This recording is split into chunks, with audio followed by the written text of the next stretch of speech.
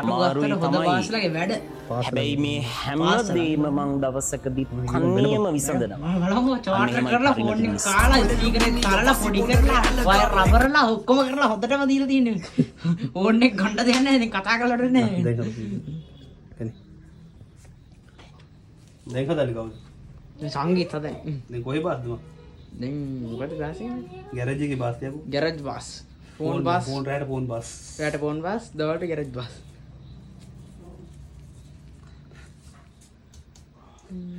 මේ මාත් මේ පාස්ලා මේක අයින් කරලා වයර් දෙන්නේ. හරි. කරලා වෙයි.